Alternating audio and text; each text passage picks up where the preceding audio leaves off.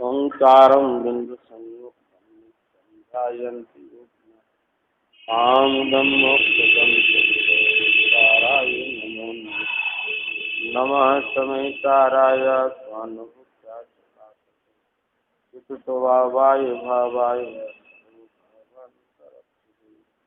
यहाँ 50 से 55 गाथा में वर्णादि से लेकर गुणस्थान पर्यंत भावों को एक उद्गल परिणाममय का उद्गल परिणाममय है। जैसा 50 से 55 गाथा में 29 वचनों के द्वारा यह बात कही गई है, सिद्ध की गई है, तब शायद ही ऐसा प्रश्न उत्पन्न होता है कि सिद्धांत ग्रंथों में इन भावों को जीव का कहा और यहाँ उद्गल के परिणाम मैं कहा है, तो फिर ये भाव वास्तव में किसके माने थे? जीव के उद्गल थे। इस प्रश्न के उत्तर में यह गाथा अवतरित होती है। इसमें आचार्य भगवंत कुंद देव कहते हैं, व्यवहारेण दूयते जीवस्य मादिया गुण ठाड़ंता भावा अड़दुकेयी प्रेक्षयणस्य वर्णादि गुणस्थानांत भावजु जीव के व्यवहार से पर कोई भी ये भाव नहीं है जीव के निश्चय विषय। अर्थ, ये वर्ण से लेकर गुणस्थान पर्यंत जो भाव कहे वे जीव के व्यवहार में से होते, इसलिए सूत्र में कहे, परंतु निश्चय न की दृष्टि में तो इनमें से कोई भी जीव का नहीं। यहाँ आचार्य भगवंत ने यह समाधान दिया है कि ये दो प्रकार के कथन हैं। समय सार में वर्ण से लेकर स्थान पर्यंत भावों को उद्गल के परिणाम कहा और गौमठ सारादि ग्रंथों में इन भावों को जीव का कहा। तो इसका समाधान उन्होंने दिया कि जहाँ जीव का कहा वो व्यवहार में का कथन समझे, और जहाँ ये जीव के नहीं हैं, उद्गल के हैं, वहाँ निश्चय न का कथन। ये समाधान गाथा में दिया। अब व्यवहार न क्या है और निश्चय न क्या है, इसका वर्णन टीकाकार आचार्य अमृतचंद्र देव करते हैं। यहाँ व्यवहार न पर्याय आश्रित है, वह पुद्गल के संयोग वश से जिसकी बंध पर्याय अनादि से प्रसिद्ध है, ऐसे जीव के वर्णादि भी उसी प्रकार औपाधिक भाव होते हैं। जिस प्रकार कपास से बने सफेद वस्त्र पर सुषम का लाल रंग औपाधिक होता है, उनका आलम्बन लेकर व्यवहार न प्रवर्ता है, वह एक के भाव को दूसरे का कहता है। क्या समझना? निश्चय नए द्रव्याश्रित है, वह केवल एक जीव के स्वाभाविक भाव का ही अवलंबन करके प्रवर्ता है, अतः प्रभाव को दूसरे का नहीं होता है, बल्कि निषेध करता है। इसलिए वर्ण से लेकर गुणस्थान पर्यंत भाव जीव के हैं, ऐसा व्यवहार में से कहते, तथा ये जीव के नहीं है, ऐसा निश्चय में से कहते हैं। इस प्रकार भगवान की स्यादवाद कथनी युक्त प्रमाणित है। अब यहाँ दोनों नयों का वर्णन किया, एक व्यवहार ने का और एक निश्चय। व्यवहार नए पर्याय आश्रित है और निश्चय नए द्रव्याश्रित है। पर्याय आश्रित का अर्थ यहाँ किया बंध पर्याय। क्या समझ में आया? पर्याय आश्रित का अर्थ किया यहाँ बंध पर्याय। ऐसा नहीं है कि जो ज्ञानादि गुणों का जो परिणमन है उसका कथन करे वो प्रयास, ऐसा नहीं। यहाँ बंध पर्याय वह पुद्गल के संयोग वश जिसकी बंध पर्याय अनादि से प्रसिद्ध है। जीव और पुद्गल का अनादि से बंध है, क्या समझ? तो जो पुद्गल कर्म का बंध है उसकी अपेक्षा से जीव का वर्णन करना ये व्यवहार न है, समझ में आया? तो ये बंध पर्याय का कथन है, जो बंध पर्याय के आश्रित जो कथन है उसका नाम व्यवहार है। तो यहाँ व्यवहार भी कौन सा समझा जाए? असद्भूत और सद्भूत दो प्रकार का व्यवहार है। तो कौन सा व्यवहार यहाँ ले दिया गया? असद्भूत व्यवहार, क्योंकि बंध पर्याय की अपेक्षा से जो निरूपण करता है वह असद्भूत व्यवहार होता है।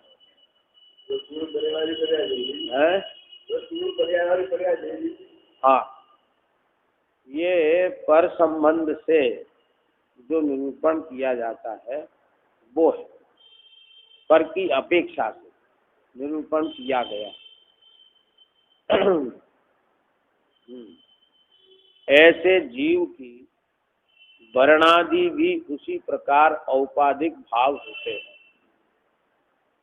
जिस प्रकार कपास से बने सफेद वस्त्र पर कुसुम का लाल रंग औपाधिक होता है, उनका अवलंबन लेकर व्यवहार न प्रवर्ता है, वह एक के भाव को दूसरे का कहता है।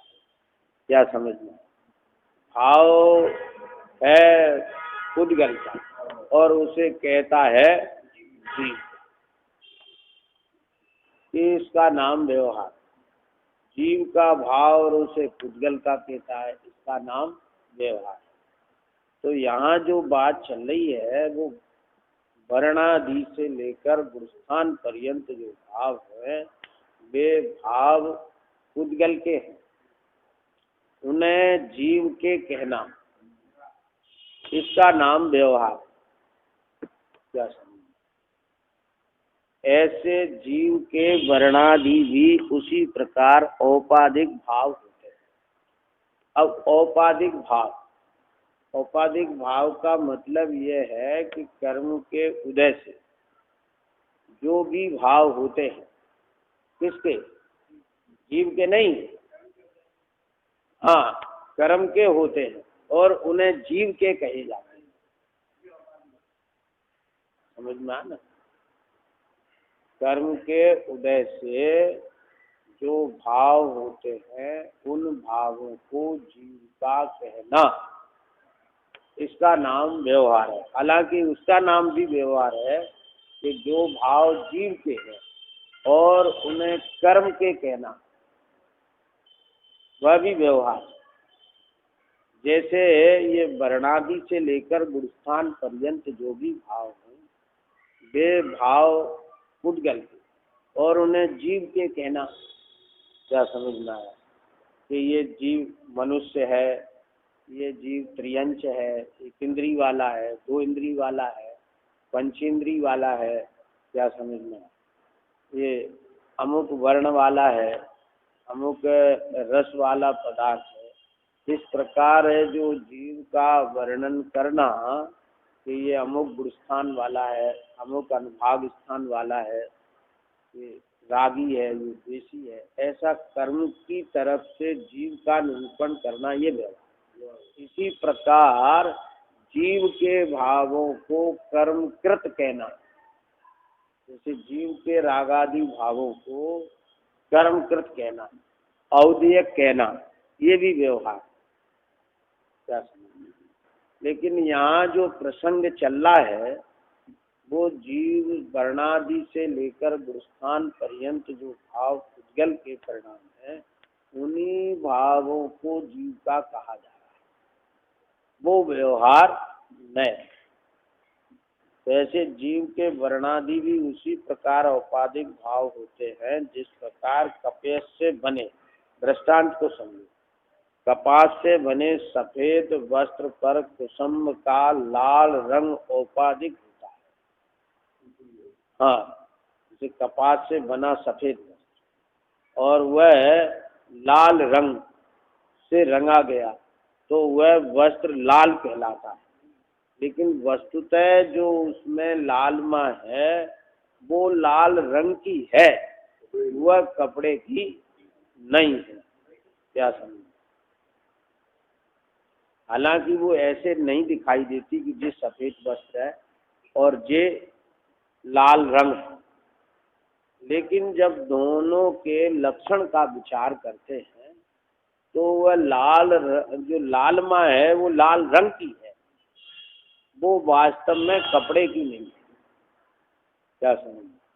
ऐसे ही जो कर्म के उदय से जो विकारी भाव उत्पन्न होता है, कर्म का जो विकार होता है और उसकी अपेक्षा से जीव को विकारी कहते हैं, जीव को कर्म बंध वाला कहते हैं, वो व्यवहार नहीं, वास्तव में वो विकार कर्म का है और उस विकार के कारण जीव को रागी कहते हैं, द्वेषी कहते हैं, वह उसका नाम व्यवहार है। क्या? अब कहेंगे कि आपके जीव में भी राग देश होता है, उसकी अपेक्षा से भी जीव को रागी कहते हैं, तो वो अशुद्ध निश्चय न का कथन। क्या समझ? वो अशुद्ध निश्चय न का कथन। लेकिन यहाँ जो बात कही जा रही है वो अशुद्ध निश्चय की नहीं, व्यवहार की बात कही जा रही है। तो जिस प्रकार कपास से बने सफेद वस्त्र पर कुसुम का लाल रंग औपाधिक होता है, उन औपाधिक भावों का अवलंबन लेकर व्यवहार न प्रवर्तता है। व्यवहार न जो है वो औपाधिक भावों का अवलंबन लेकर प्रवर्तता है, वह एक के भाव को दूसरे का कहता है। समझ में आया ना? अब जीव के भाव को जीव का कहे उसका नाम व्यवहार नहीं, निश्चय है। भले आप ये कह सकते हो कि वो अशुद्ध निश्चय है। क्या समझ? अब अशुद्ध निश्चय न को भी लोग शुद्ध निश्चय न की अपेक्षा, लोग क्या शास्त्रों में भी शुद्ध निश्चय न की अपेक्षा उसको भी व्यवहार कहते हैं। फिर वो व्यवहार है, वो सद्भूत व्यवहार है। क्या है? फिर वो सद्भूत व्यवहार है। यहाँ जो व्यवहार की बात कही जा रही है वो असद्भूत व्यवहार की कही जा रही है। समझ में आया ना? वह एक के भाव को दूसरे का कहता है, तो ये असद्भूत व्यवहार का प्रयोग है ये। अब निश्चय न द्रव्याश्रित है, वह केवल जीव के स्वाभाविक भाव का ही अवलंबन लेकर प्रवर्तता है, अतः परभाव को दूसरे का नहीं कहता है। परभाव सर्वत्र एक वस्तु के भाव को दूसरे का नहीं कहता है, बल्कि निषेध करता है। इसलिए वर्ण से लेकर गुणस्थान पर्यंत भाव जीव के हैं, ऐसा व्यवहार न से कहते हैं। ये जीव के नहीं है, ऐसा निश्चय न से कहते हैं। क्या समझना? निश्चय न कैसा है कि द्रव्य आश्रित है। अब द्रव्याश्रित का मतलब क्या है कि जो द्रव्य में है वो द्रव्य का। क्या समझना? तो द्रव्य में गुण पर्याय है, तो द्रव्य के गुण पर्याय को परद्रव्य से भिन्न द्रव्य के गुण पर्याय को विषय करना वो द्रव्याश्रित है। द्रव्य का अर्थ ये थोड़ा ही है कि वो पर्याय से भिन्न कूटस्थ द्रव्य। क्या समझ? कूटस्थ द्रव्य तो जिनागम में है ही नहीं, वचन ही नहीं है ऐसा कि द्रव्य कूटस्थ है। क्या समझ? तो निश्चय न द्रव्याश्रित है, इसका मतलब ये है कि परद्रव्य से भिन्न द्रव्य को अपने गुण पर्याय में देखना, इसका नाम द्रव्याश्रित। वह केवल एक जीव के स्वाभाविक भाव का ही अवलंबन लेकर प्रवृत्त होता है। अब स्वाभाविक भाव का अवलंबन लेकर प्रवृत्त होता है, इसका अर्थ स्वाभाविक भाव के अर्थ भी दो तरह से होते हैं। एक तो निर्मल भाव को स्वाभाविक कहते हैं, क्या समझिए, और विकारी भाव को प्रभाव कहते हैं। एक ये विवक्षा होती है। दूसरी विवक्षा ये होती है कि जो जीव के अपने भाव हैं उनको जीव के कहना, ये भी स्वाभाविक भाव है, स्वभाव, अपना भाव। तो अपना भाव, वो स्वभाव, एक अर्थ है। दूसरा अर्थ ये है कि विकारी भाव वो पर भाव और निर्मल भाव वह स्वभाव। क्या समझ? तो निश्चय न द्रव्याश्रित है, वह केवल जीव के स्वाभाविक भाव का ही अवलंबन लेकर प्रवृत्त होता है। तो इसमें जो जीव का निर्मल भाव है उसको स्वाभाविक भाव कहा है। क्या समझ? अतः परभाव सर्वत्र एक वस्तु के भाव को दूसरे का नहीं कहता। जो दूसरे का नहीं कहता उसका और निषेध करता है, उसका नाम निश्चय नहीं है। क्या समझ? जो दूसरे के भाव का निषेध करता है उसका नाम निश्चय नहीं। जिसका है उसी का कहता है। समझ में आया ना? जिसका है उसी का कहता है, दूसरे का नहीं कहता, उसका नाम निश्चय है।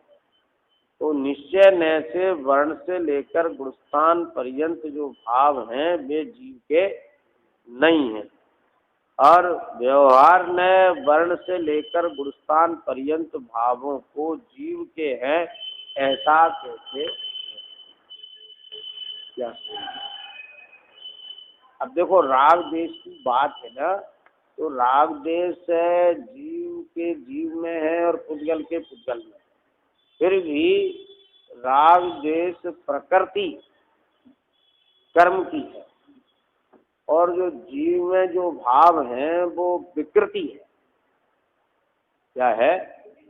विकृति है। जो प्रकृति है वो विकृति है। तो वो पुद्गल का एक तरह से स्वभाव, पुद्गल कर्म का स्वभाव है। प्रकृति का अर्थ भी स्वभाव होता है। और ये जीव का जो राग देश भाव है वो विकृति है। हाँ, वो स्वभाव नहीं है। समझ में आना? जैसे वो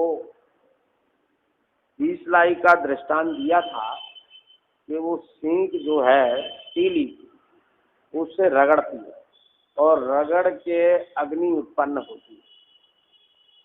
फिर उस अग्नि से जो संबंध करता है पदार्थ वो जलने योग्य पदार्थ उससे संबंध करके जलने लगता है। तो मूल में तो वो अग्नि जो है वो उस तीली की है। किसकी है? हाँ, अग्नि तीली की है। ऐसे ही जो राग देश है वो मूल में कर्म का है। उसका है कर्म का विपाक है। तो कर्म का एक तो कर्म सत्ता में और एक विपाक है। द्रव्य कर्म है, एक भाव कर्म है। तो वो द्रव्य कर्म तो ऐसे समझो माचिस में रखी हुई तीलियां। हाँ, वे माचिस में डिब्बी में रखी तीली। हाँ, वे अभी अग्नि रूप नहीं। और भाव कर्म ऐसे समझो कि वे रगड़ के तीली जल गई, अग्नि रूप परिणमन हो गया। ऐसे वो भाव कर्म है। और जीव उससे संबंध करता है तो विकारी हो जाता है। समझ में आया ना? तो वो मूल किसका रहा? मूल तो वो पुद्गल का रहा। समझ में आया ना? इधर से देखो तो जीव का है, लेकिन मूल वो किसका है? पुद्गल का है। वो पुद्गल का निमित्त होने पर विकारी हुआ है। ये विकार इसीलिए 13वीं गाथा में कहा कि एक विकारी होने योग्य, एक विकार करता है। एक विकारी होने योग्य है और एक विकार करता है। तो वो विकार करने वाला है कौन? पुद्गल कर्म। और ये जीव विकारी होने योग्य है, ये विकारी हो जाता है। क्या समझ? तो इसलिए आचार्य देव कहते हैं कि उसकी अपेक्षा से इसको विकारी कहा। मूल में अग्नि तीली की है। क्या समझ? जीव की नहीं है। तो जीव का जो स्वभाव है वो उपयोग वाला है। क्या है? उपयोग गुण वाला है जीव का स्वभाव। आगे की गाथा में कहेंगे। तो उस स्वभाव का अवलंबन लेकर देखते हैं तो ये वर्ण से लेकर गुणस्थान पर्यंत जितने भी भाव हैं वे सब पुद्गल के परिणाम, और व्यवहार न से वे जीव के कहे जाते हैं। तो पुद्गल के तो है ही हैं, खरेखर तो पुद्गल के हैं ही हैं। जीव में भी विकार होता है तो उसकी ही अपेक्षा इसकी संज्ञा होती है। हाँ, अब गुणस्थान है वो पुद्गल का परिणमन है, वो पुद्गल का मीटर है। क्या समझ? हाँ, और जीव के जो परिणाम है उनके साथ उसका निमित्त नैमित्तिक। क्या समझ? तो व्यवहार ने तो उन जीव के परिणामों को गुणस्थान देता है, और पुद्गल कहता है कि ये तो मीटर पुद्गल का है। क्या समझना? ये तो लीटर जो है एल्युमिनियम का है, दूध का नहीं है। क्या समझना? मीटर कपड़े का नहीं है, ये तो लोहे का है। क्या समझना? लेकिन अब कपड़ा कितना है, दूध कितना है, इसकी माप तो उसी से होती है। हाँ, तो गुणस्थान का जो मीटर है वो पुद्गल का ही है। अब वहाँ जीव में भी भावों का तारतम्य चलता है और गुणस्थानों में भी चलता है, उनका निमित्त नैमित्तिक है। क्या समझना? तो वो निमित्त नैमित्तिक होने से व्यवहार ने जीव का कहता है, निश्चय ने कहता है कि भैया वो तो पुद्गल का परिणमन है। जैसे लीटर का परिणमन दूध में नहीं है और दूध का परिणमन लीटर में नहीं है, वैसे ही गुणस्थान का परिणमन गुणस्थान में पुद्गल में है, जीव में नहीं है। अब ऐसी भिन्नता दिखाता है निश्चय ने। आचार्य देव उसी को दिखा रहे हैं। अब वो बातें तो सिद्धांत ग्रंथों में सर्वत्र लिखी हैं कि गुणस्थान जीव के हैं, लेकिन ऐसे उससे भिन्न देखना ये कला तो समय सार में दिखाई जाती है। क्या समझिए? अब इसका अर्थ ऐसा न समझ लेना कि जीव के भाव को उन्होंने पुद्गल का कहा है। ऐसी गलती क्या कर सकते हैं आचार्य देव? क्या ऐसी बात पढ़ाई जा सकती है कि जीव के भाव को पुद्गल का कहे? ये किंचित भी न समझ लेना कि जीव के भाव को पुद्गल का कहा जाए, तब तो वो अर्थ व्यवहार ने का हो गया, फिर वो निश्चय ने का अर्थ कहाँ रहा? निश्चय ने का जो अर्थ अब उस 50 से 55 गाथा के बाद आचार्य देव स्वयं निश्चय ने का अर्थ और स्वयं व्यवहार ने का अर्थ कर रहे हैं।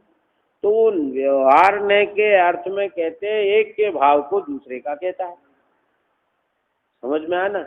और निश्चय ने के अर्थ में कहते हैं कि दूसरे का नहीं कहता, वो जिसका है उसी का कहता है। क्या समझ?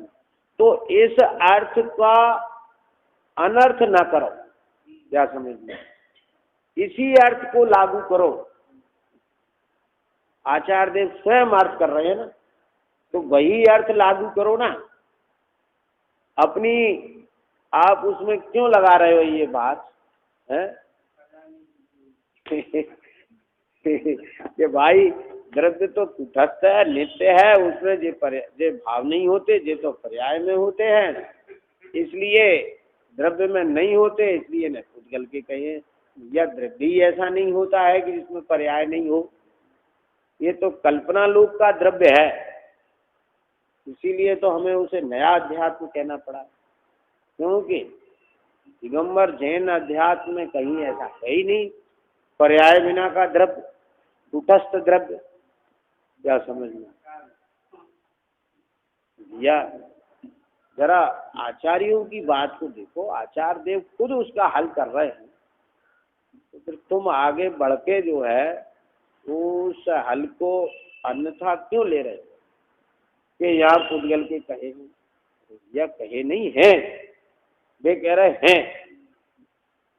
और निश्चय न का अर्थ करते हैं, जो जिसका है वह उसका कहता है, दूसरे का नहीं कहता।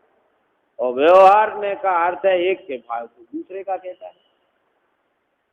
क्या समझिए, यह आचार्य देव के अर्थ को ही प्रधानता रखते हुए हमें ग्रंथ का उपदेश ग्रहण करना चाहिए। बस ये बात कहकर यह 56 बात है।